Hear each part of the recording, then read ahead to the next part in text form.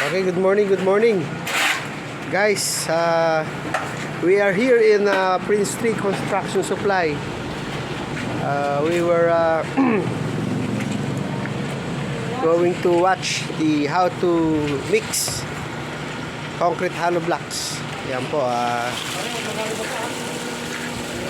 Ito na po kami ngayon at nagmi-mix po kami ng hollow blocks. Ito guys ang mixer natin, mortar natin. Ang yayariin po natin ulit ngayon guys ay number 6. O yan, inaayos na yung daan niya mamaya guys. Okay, dito tayo sa Kadkaran. Check natin. Meron na po silang nagawang mga finished product. Ayan guys, 6, number 6.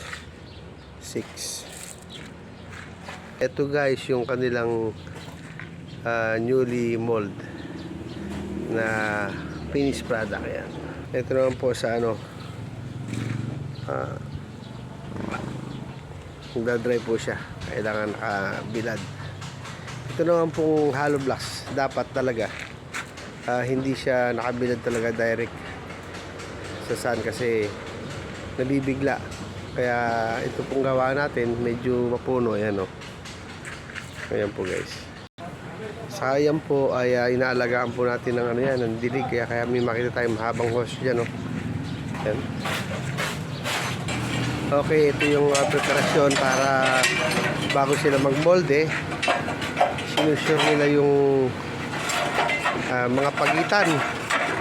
Ayan, no? For your information, ito po ay number 6 CHBS. Ayan. Dapat meron kayong mahabang ganyan. At hanggang sa loob, yun, kailangan pinapantay. Ito naman po yung ating electric motor na nagpapagana. Dalawang klase po ito. Isang chain type sa isang differential. Ito pong gamit natin ay differential. Okay, yan. Ayun, rekta sa ilalim.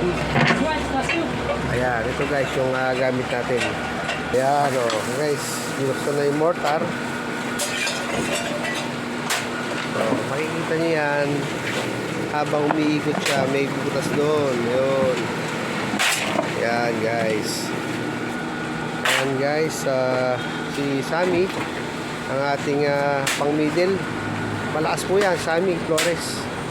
Joel Odin, pare Kleng na taberna. Ayan, shout out. Ayan.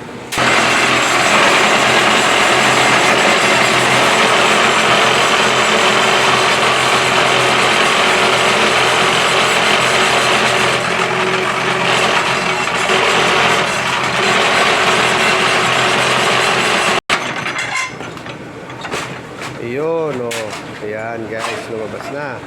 Tatluhan po yan guys. Meron siyang panalok, yan. Improvise natin po yan. Katulad nga po ng dati, meron po tayong halay-hayan. Ayan guys. Okay, yan po ang paggawa ng hollow blocks. Medyo mabigat ang gawain pero kailangan po gumawa nila. Hanggang dito na lang po ating vlog for today. Just subscribe my channel, Chris Castro, at YouTube, and follow and share. Thank you very much. God bless us all.